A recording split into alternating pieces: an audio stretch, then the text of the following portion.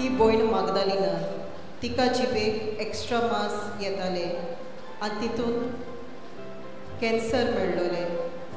मागीर ब्रदराक मागणें केलें आनी फुडले रिपोर्ट बरे येतले म्हूण सांगले.